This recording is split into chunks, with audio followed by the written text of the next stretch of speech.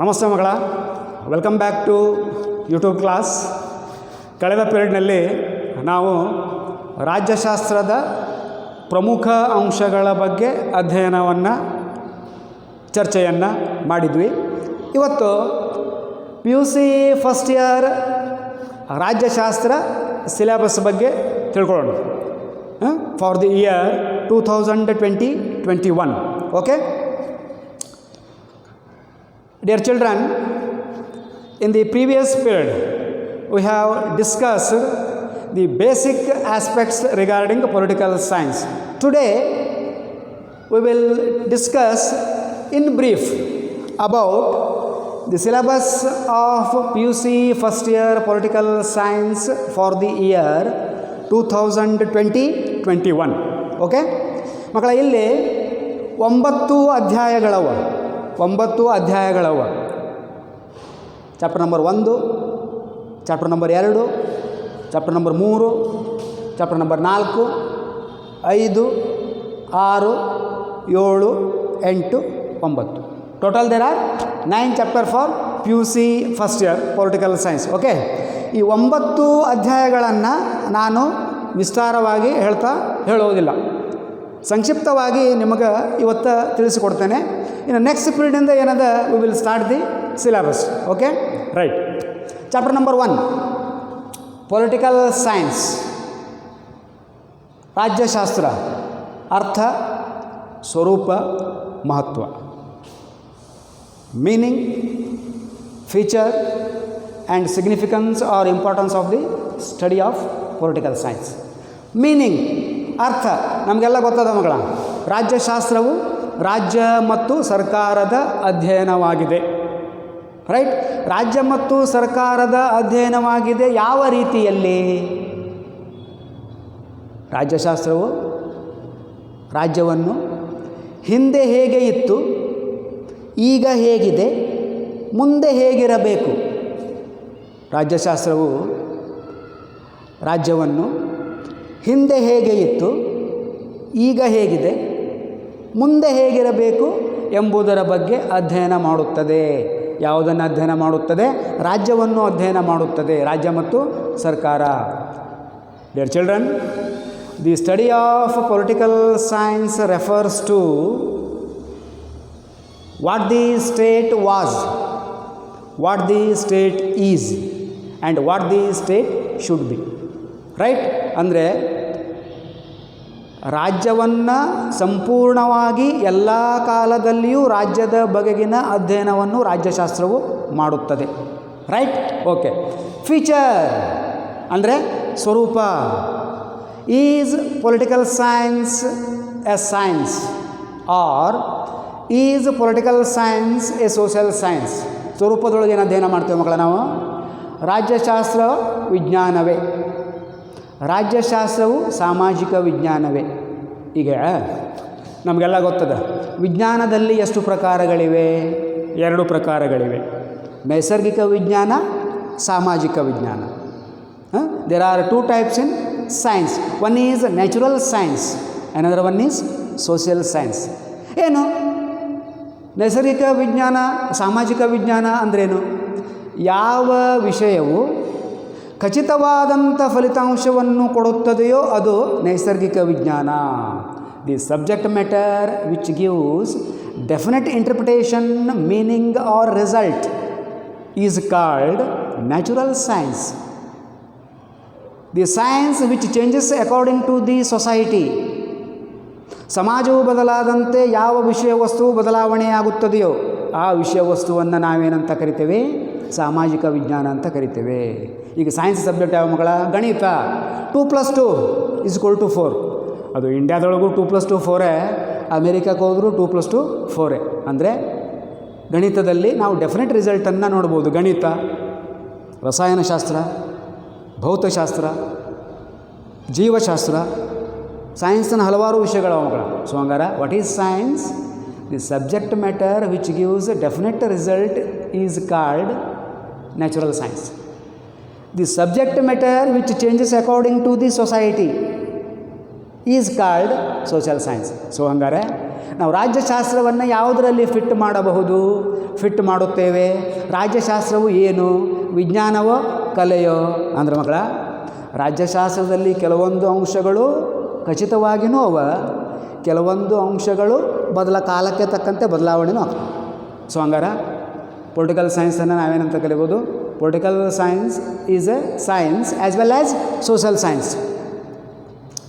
Sir ಒಂದು ಹೇಳ್ರಿ, maximum ನಮ್ಮ ರಾಜ್ಯಶಾಸ್ತ್ರ ವಿಜ್ಞಾನವೋ ಕಲೆಯೋ ಅಂತ ನೀವು ನನಗೆ ಕೇಳಿದಾಗ ಏನು ಹೇಳ್ಬೋದಪ್ಪ ಅಂದರೆ, ರಾಜ್ಯಶಾಸ್ತ್ರವು ಕಲೆಯಾಗಿದೆ, ಸಾಮಾಜಿಕ ವಿಜ್ಞಾನವಾಗಿದೆ, ಆದರೆ ಇದರಲ್ಲಿ ವಿಜ್ಞಾನದ ಪ್ರಮುಖ ಅಂಶಗಳು ಕಂಡುಬರುತ್ತವೆ. ರೈಟ್? ಓಕೆ. ಸೊ ಸ್ವರೂಪ ಅರ್ಥ ಆಯ್ತು ಮಕ್ಕಳ? Is political science a science ಅಂದರೆ ರಾಜ್ಯಶಾಸ್ತ್ರವು ವಿಜ್ಞಾನವೋ, ರಾಜ್ಯಶಾಸ್ತ್ರವು ಕಲೆಯೋ. ರೈಟ್? ಓಕೆ. ಇಂಪಾರ್ಟೆನ್ಸ್ ಮಕ್ಕಳ, ಒಂದು ಕ್ವಶನ್ ಅದ ನಮಗೆ. ರಾಜ್ಯವು ಜನರಿಗಾಗಿ ಯಾವ ಕೆಲಸಗಳನ್ನು ಮಾಡುತ್ತದೆ ಅನ್ನೋದನ್ನು ನಾವು ಪಟ್ಟಿ ಮಾಡಲಿಕ್ಕೆ ಸಾಧ್ಯನೋ? ಹಲವಾರು ಕೆಲಸಗಳನ್ನು ಮಾಡುತ್ತದೆ, ಸಾಕಷ್ಟು ಕೆಲಸಗಳನ್ನು ಮಾಡುತ್ತದೆ. ಶಿಕ್ಷಣಕ್ಕೆ ಸಂಬಂಧಪಟ್ಟಂತೆ ಆರೋಗ್ಯ, ರಸ್ತೆ, ಸಾರಿಗೆ, ರಕ್ಷಣೆ, ನೀರಾವರಿ, ವಿದ್ಯುತ್ತು, ಹಲವಾರು ಕೆಲಸಗಳನ್ನು ರಾಜ್ಯವು ಮಾಡುತ್ತದೆ. ಅದನ್ನು ನಾವು ಲೆಕ್ಕ ಮಾಡಲಿಕ್ಕೆ ಸಾಧ್ಯವಿಲ್ಲ. ಹಾಗೆ ರಾಜ್ಯಶಾಸ್ತ್ರದ ಉಪಯೋಗಗಳನ್ನು ಸಹ ನಾವು ಲೆಕ್ಕ ಮಾಡಲು ಸಾಧ್ಯವಿಲ್ಲ. There is immense scale of contribution provided by the study of political science. ರಾಜ್ಯಶಾಸ್ತ್ರದ ಅಧ್ಯಯನವು ಅಪಾರ ಪ್ರಮಾಣದ ಜ್ಞಾನವನ್ನು, ಅಪಾರ ಪ್ರಮಾಣದ ಕೊಡುಗೆಯನ್ನು ನಮ್ಮೆಲ್ಲರಿಗೂ ಒದಗಿಸಿದೆ, ಜಗತ್ತಿಗೆ ಒದಗಿಸುತ್ತದೆ. ರೈಟ್? ಓಕೆ. ಚಾಪ್ಟರ್ ನಂಬರ್ 2, ರಾಜ್ಯದ ಮೂಲಾಂಶಗಳು, elements of state. Which are the elements of state? ರಾಜ್ಯದ ಮೂಲಾಂಶಗಳು ಯಾವುವು? 4. ಯಾವ 4 ಅಂಶಗಳಿಂದ ರಾಜ್ಯವು ಅಸ್ತಿತ್ವಕ್ಕೆ ಬರುತ್ತದೆ? 1 ಜನಸಂಖ್ಯೆ, ಭೂಪ್ರದೇಶ, ಸಾರ್ವಭೌಮಾಧಿಕಾರ, ಸರ್ಕಾರ. ಜನಸಂಖ್ಯೆ, ಭೂಪ್ರದೇಶ, ಸಾರ್ವಭೌಮಾಧಿಕಾರ, ಸರ್ಕಾರ. ಸೊ ಈ 4 ಅಂಶಗಳ ಮೂಲಕ ರಾಜ್ಯವು ಅಸ್ತಿತ್ವಕ್ಕೆ ಬರುತ್ತದೆ. Which are the elements of the state? 1 is population, second 1 is territory, third 1 is sovereign power. Sovereign power ಅಥವಾ ಸಾರ್ವಭೌಮಾಧಿಕಾರದ ಬಗ್ಗೆ ಇಲ್ಲಿ ಕಲಿತೀರಿ ಮಕ್ಕಳ ನೀವು. ಎಲ್ಲೇ 4th ಚಾಪ್ಟರ್ನೊಳಗೆ ಇಲ್ಲಿ ಥರ್ಡ್ ಚಾಪ್ಟರ್ನೊಳಗೆ ಇಲ್ಲಿ ಬರ್ತದೆ, ಸಾರ್ವಭೌಮಾಧಿಕಾರ ಬರ್ತದೆ, ಸಾರ್ವಭೌಮತ್ವ ಇಲ್ಲಿ ಬರ್ತದೆ, ಇಲ್ಲಿ ಕಲಿತೀರಿ ಸಾರ್ವಭೌಮತ್ವ, ಅಲ್ಲಿ ಹೇಳ್ತಾನೆ. So which are the elements of the state? Population, territory, government and sovereign power. Right? These are the 4 elements of the state. Right? ರಾಜ್ಯ ಮತ್ತು ಅದರ ಮೂಲಾಂಶಗಳು. ನೆಕ್ಸ್ಟ್ ಮಗಳ, ರಾಜ್ಯ ಮತ್ತು ಸಮಾಜದ ನಡುವಿನ ವ್ಯತ್ಯಾಸದ ಬಗ್ಗೆ ಕಲಿತೇವೆ. What is society? ಸಮಾಜವೆಂದರೇನು? ಸಮಾಜವೆಂದರೆ ಹಲವು ಧರ್ಮ, ಹಲವು ಸಂಸ್ಕೃತಿ, ಹಲವು ಸಂಪ್ರದಾಯಗಳಿಂದ ಕೂಡಿದಂಥ ಜನರ ಗುಂಪನ್ನು ನಾವೇನಂತ ಕರಿತೀವಿ? ಸಮಾಜ ಅಂತ ಕರಿತೀವಿ. ಸೊ ಹಂಗಾರೆ ಜನರ ಗುಂಪು, ರಾಜ್ಯದ ನಡುವಿನ ವ್ಯತ್ಯಾಸವೇನು, ಏನು ಸಂಬಂಧ, ಅದರ ಬಗ್ಗೆ ಇಲ್ಲಿ ಕರಿತೀವಿ. State and society. Right? Then state and organisations, ರಾಜ್ಯ ಮತ್ತು ಸಂಘಗಳು. ಸೇಮ್ ರಾಜ್ಯ ಮತ್ತು ಸಂಸ್ಥೆಗಳು. ಸೊ ಹಂಗಾರೆ ಮಕ್ಕಳ ಸೆಕೆಂಡ್ ಚಾಪ್ಟರ್ನೊಳಗೆ ಏನು ಕಲಿತೇವೆ? ರಾಜ್ಯದ ಮೂಲಾಂಶಗಳು, ರಾಜ್ಯ ಮತ್ತು ಸಮಾಜ, ರಾಜ್ಯ ಮತ್ತು ಸಂಘಗಳು, ರಾಜ್ಯ ಮತ್ತು ಸಂಸ್ಥೆಗಳು. Okay? Right. And chapter number 3, ರಾಜಕೀಯ ಪರಿಕಲ್ಪನೆಗಳು, political concepts. What are the political concepts? ರಾಜಕೀಯ ಪರಿಕಲ್ಪನೆಗಳು ಯಾವುವು? ಸಾರ್ವಭೌಮತ್ವ, ಸಾವರಿನ್ ಪವರ್, ಕಾನೂನು, ಲಾ, ಹಕ್ಕುಗಳು. ಸೊ ಇವುಗಳ ಬಗ್ಗೆ ಕಲಿತಾರೆ ಮಗಳ. ಸಾರ್ವಭೌಮತ್ವ ಎಂದರೇನು? ಸಾರ್ವಭೌಮತ್ವ ಅಂದರೆ ಮಗಳ ದೇಶದ ಪರಮೋಚ್ಚ ಕಾನೂನು. ಈ ಕಾನೂನಿನ ಮೂಲಕ, ಸಾರ್ವಭೌಮತ್ವದ ಮೂಲಕ ಸರ್ಕಾರವು ನಮ್ಮೆಲ್ಲರನ್ನು ಕಾಪಾಡುತ್ತದೆ ಮತ್ತು ನಿಯಂತ್ರಣ ಮಾಡುತ್ತದೆ. ಸಾರ್ವಭೌಮತ್ವ ಅಂದರೆ ಮಗಳ ರಾಷ್ಟ್ರದ ಪರಮೋಚ್ಚ ಕಾನೂನು. ರೈಟ್? ಇದನ್ನು ಸರ್ಕಾರವು ಹೊಂದಿರುತ್ತದೆ. Right? What is sovereign power? Sovereign power is the super power of the nation, supreme power of the nation, right? ಕಾನೂನು, ವಾಟ್ ಈಸ್ ಲಾ? ಕಾನೂನು ಎಂದರೇನು? ಕಾನೂನು ಜನರನ್ನು ನೀತಿ ನಿಯಮಗಳ ಮೂಲಕ ನಿಯಂತ್ರಣ ಮಾಡುವ ಸಾಧನವಾಗಿದೆ.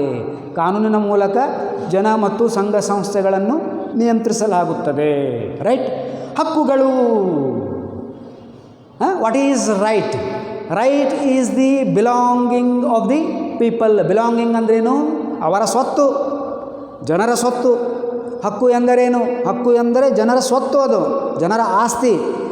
ಹಕ್ಕುಗಳನ್ನು ನೀಡುವ ಮೂಲಕ ಸರ್ಕಾರವು ನಮ್ಮ ಮೇಲೆ ಯಾವುದೇ ಒಂದು ಕೃಪೆಯನ್ನು ಮಾಡುವುದಿಲ್ಲ. ಹಕ್ಕು ನಮ್ಮ ಸ್ವತ್ತಾಗಿದೆ, ಸರ್ಕಾರ ಏನು ನಮಗೆ ಉಪಕಾರ ಮಾಡುವುದಿಲ್ಲ. ಹಕ್ಕು ಏನು?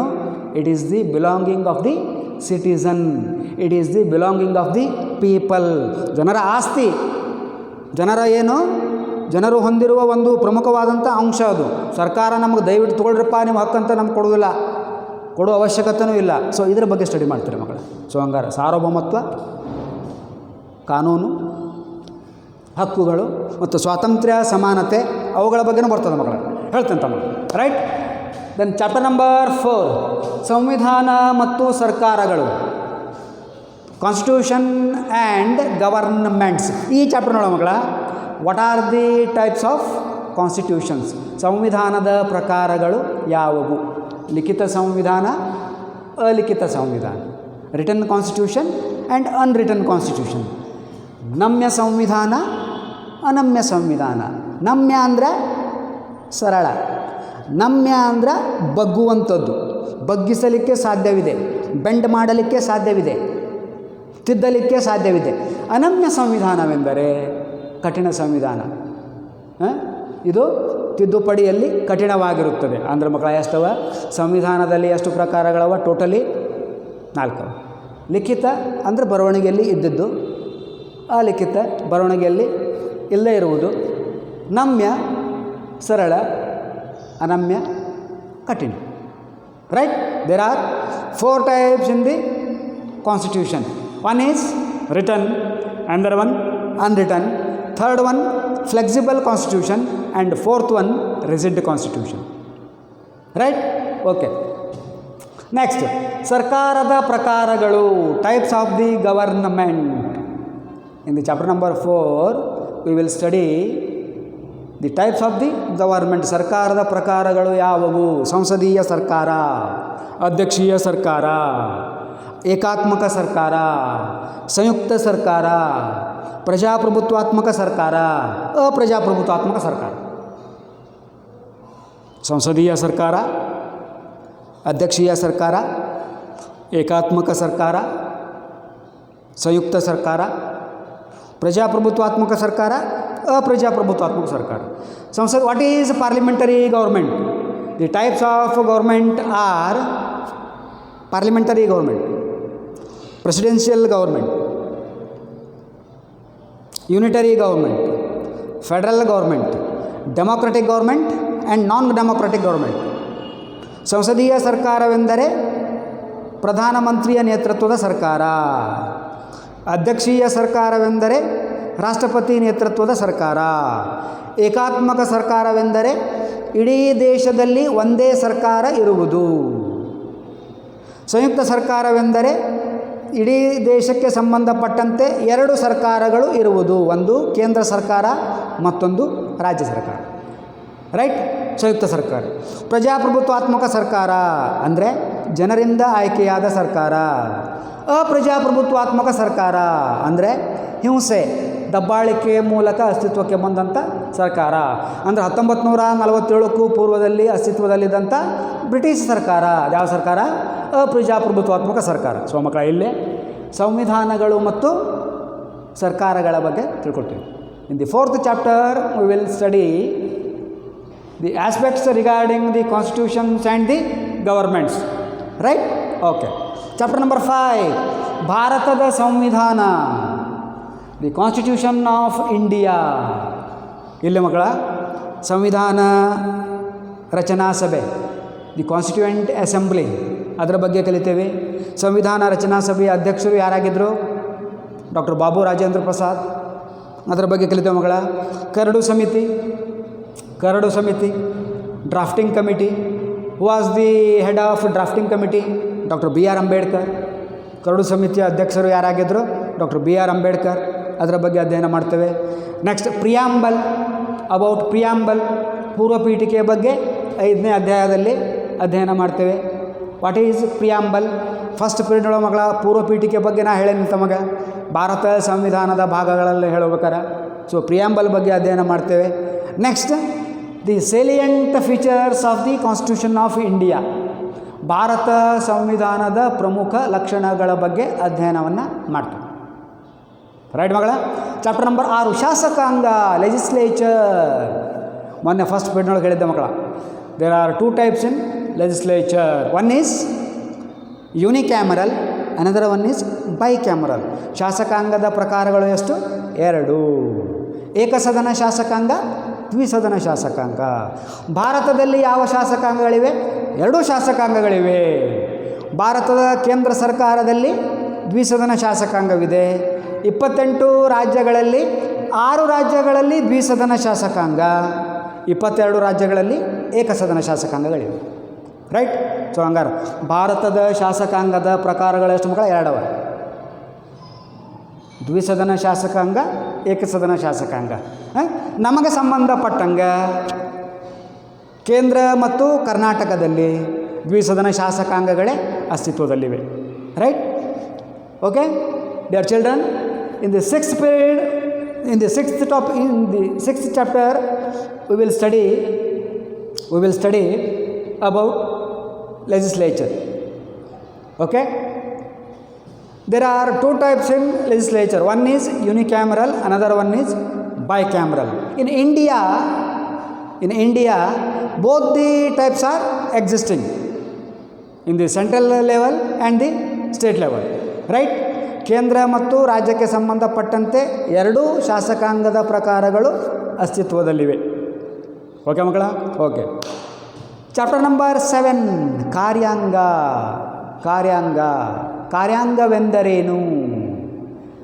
ಶಾಸಕಾಂಗವು ರಚಿಸಿದ ಕಾನೂನುಗಳನ್ನು ಅಸ್ತಿತ್ವಕ್ಕೆ ತರುವಂಥ ಅಂಗವನ್ನು, ಜಾರಿಗೆ ತರುವಂಥ ಅಂಗವನ್ನು ಏನೆಂದು ಕರೆಯುತ್ತೇವೆ? ಕಾರ್ಯಾಂಗ. The organ of the government which implements the laws formulated by the legislature. ಶಾಸಕಾಂಗವೆಂದರೇನು? ಶಾಸನಗಳನ್ನು ಜಾರಿಗೆ ತರುವಂಥ ಅಂಗವಾಗಿದೆ. ಕಾರ್ಯಾಂಗವೆಂದರೇನು? ಶಾಸಕಾಂಗ ರೂಪಿಸದ ಕಾನೂನುಗಳನ್ನು ಜಾರಿಗೆ ತರುವಂಥ ಅಂಗವೇ ಕಾರ್ಯಾಂಗ. ರೈಟ್ ಮಗಳ. ಸೊ ಭಾರತದಲ್ಲಿ ಕಾರ್ಯಾಂಗ ಮಗಳ 2 ಟೈಪ್ ಅದ. ಕೇಂದ್ರ ಕಾರ್ಯಾಂಗ, ರಾಜ್ಯ ಕಾರ್ಯಾಂಗ. ಕೇಂದ್ರ ಕಾರ್ಯಾಂಗ ಅಂದರೆ ರಾಷ್ಟ್ರಪತಿ, ಪ್ರಧಾನಮಂತ್ರಿ ಮತ್ತು ಮಂತ್ರಿಮಂಡಲ. ರಾಜ್ಯ ಕಾರ್ಯಾಂಗ ಅಂದರೆ ರಾಜ್ಯಪಾಲ, ಮುಖ್ಯಮಂತ್ರಿ ಮತ್ತು ಮಂತ್ರಿಮಂಡಲ. Right. In India there are 2 types in executive. One is central executive, another one is state executive. The central executive contains the President, the Prime Minister and the Council of Ministers, and the state executive contains and consisting of the Governor, the Chief Minister and the Council of Ministers. ಅಂದ್ರೆ ಮಕ್ಕಳ ಈ ಚಾಪ್ಟರ್ನೊಳಗೆ ಭಾರತದ ರಾಷ್ಟ್ರಪತಿ, ಪ್ರಧಾನಮಂತ್ರಿ, ಉಪರಾಷ್ಟ್ರಪತಿ ಇವ್ರ ಬಗ್ಗೆ ಅಧ್ಯಯನ ಮಾಡ್ತೀವಿ. ರಾಜ್ಯಕ್ಕೆ ಸಂಬಂಧಪಟ್ಟಂತೆ ರಾಜ್ಯಪಾಲ, ಮುಖ್ಯಮಂತ್ರಿ ಮತ್ತು ಮಂತ್ರಿಮಂಡಲ ಇದರ ಬಗ್ಗೆ ಅಧ್ಯಯನ ಮಾಡ್ತೀವಿ ಇಲ್ಲಿ. ರೈಟ್ ಮಗಳ. ಚಾಪ್ಟರ್ ನಂಬರ್ 8 ನ್ಯಾಯಾಂಗ, ಜುಡಿಷಿಯರಿ. ತಾಲೂಕು ನ್ಯಾಯಾಲಯದಿಂದ ಹಿಡಿದ ಮಕ್ಕಳ ಸುಪ್ರೀಂ ಕೋರ್ಟ್ವರೆಗೆ ಇರುವಂಥ ನ್ಯಾಯಾಂಗ ವ್ಯವಸ್ಥೆಯನ್ನು ನಾವಿಲ್ಲಿ ಅಧ್ಯಯನ ಮಾಡ್ತೇವೆ. ಸುಪ್ರೀಂ ಕೋರ್ಟಿನ ಸ್ಥಾಪನೆ. When is the supreme court of India is established? On 26 ಜನವರಿ 1950, 1950 ಜನವರಿ 26ರಂದು ಸ್ಥಾಪನೆಯಾಗಿದೆ ಭಾರತದ ಸರ್ವೋನ್ನತ ನ್ಯಾಯಾಲಯ. ಭಾರತ ಸಂವಿಧಾನ ಜಾರಿಗೆ ಬಂದ ದಿವಸನ ಬಂದದದು. ಸೊ ಸುಪ್ರೀಂ ಕೋರ್ಟ್ ಅದರ ಕಾಂಪೋಸಿಷನ್ ಅಂದರೆ ರಚನೆ, ಅದರಲ್ಲಿ ಯಾರ್ಯಾರಿದ್ದಾರೆ, ಯಾರು ನ್ಯಾಯಾಧೀಶರನ್ನು ನೇಮಕ ಮಾಡ್ತಾರೆ, ಹೇಗೆ ಅಸ್ತಿತ್ವಕ್ಕೆ ಬಂದಿದೆ, ಅದರ ಬಗ್ಗೆ ಸ್ಟಡಿ ಮಾಡ್ತೇವೆ ಮಗಳ. ಹಾಗೆಯೇ ಹೈಕೋರ್ಟ್ಗಳ ಬಗ್ಗೆ ಸ್ಟಡಿ ಮಾಡ್ತೇವೆ chapter number 8. Supreme court, high court, ಜಿಲ್ಲಾ ನ್ಯಾಯಾಲಯಗಳು, ತಾಲೂಕು ನ್ಯಾಯಾಲಯಗಳ ಬಗ್ಗೆ ಇಲ್ಲಿ ಸ್ಟಡಿಯನ್ನು ಮಾಡ್ತೇವೆ. That is chapter number 8. That is judiciary, right. And last chapter and important chapter ಸ್ಥಳೀಯ ಸರ್ಕಾರಗಳು. ಸ್ಥಳೀಯ ಸರ್ಕಾರಗಳು ಇಲ್ಲಿ ಅಧ್ಯಯನ ಮಾಡ್ತೇವೆ ಮಗಳು. What are the types of local governments? ಸ್ಥಳೀಯ ಸರ್ಕಾರಗಳ ಪ್ರಕಾರಗಳು ಯಾವುವು? There are 2 types in the local governments. One is urban local governments, another one is rural local governments. ಸ್ಥಳೀಯ ಸರ್ಕಾರದಲ್ಲಿ 2 ಪ್ರಕಾರಗಳಿವೆ. ನಗರ ಪ್ರದೇಶದ ಸ್ಥಳೀಯ ಸರ್ಕಾರಗಳು, ಗ್ರಾಮೀಣ ಪ್ರದೇಶದ ಸ್ಥಳೀಯ ಸರ್ಕಾರಗಳು. ನಗರ ಪ್ರದೇಶದ ಸ್ಥಳೀಯ ಸರ್ಕಾರದಲ್ಲಿ 5 ಪ್ರಕಾರಗಳಿವೆ. ಬೃಹನ್ ಮಹಾನಗರ ಪಾಲಿಕೆ, ಮಹಾನಗರ ಪಾಲಿಕೆ, ನಗರಸಭೆ, ಪಟ್ಟಣ ಪಂಚಾಯಿತಿ, ಪುರಸಭೆ. ಗ್ರಾಮೀಣ ಪ್ರದೇಶದ ಸ್ಥಳೀಯ ಸರ್ಕಾರದಲ್ಲಿ 3 ಪ್ರಕಾರಗಳಿವೆ. ಜಿಲ್ಲಾ ಪಂಚಾಯಿತಿ, ತಾಲೂಕು ಪಂಚಾಯಿತಿ, ಗ್ರಾಮ ಪಂಚಾಯಿತಿ. ರೈಟ್ ಮಗಳ? ಸ್ಥಳೀಯ ಸರ್ಕಾರ ಪ್ರತಿಯೊಬ್ಬ ರಾಜಕಾರಣಿಗಳಿಗೆ ಟ್ರೈನಿಂಗ್ ಸೆಂಟರ್ ಆಗಿದೆ. The local government is regarded as cradle of democracy. Do you know what is cradle? Cradle ಅಂದರೆ ತೊಟ್ಟಿಲು. ಸ್ಥಳೀಯ ಸರ್ಕಾರಗಳು ಪ್ರಜಾಪ್ರಭುತ್ವದ ತೊಟ್ಟಿಲು ಆಗಿದೆ. ಅಂದರೆ ಮಗು ಹೆಂಗೆ ತನ್ನ ಬಾಲ್ಯಾವಸ್ಥೆಯನ್ನು ತೊಟ್ಟಿಲಲ್ಲಿಯೋ ಕಳೆಯುತ್ತದೆಯೋ ಹುಟ್ಟಿದ ಕೂಡಲೇ, ಹಾಗೆ ಪ್ರತಿಯೊಬ್ಬ ವ್ಯಕ್ತಿಯು, ಪ್ರತಿಯೊಬ್ಬ ರಾಜಕಾರಣಿಯು ತನ್ನ ರಾಜಕೀಯ ಟ್ರೈನಿಂಗನ್ನು, ರಾಜಕೀಯ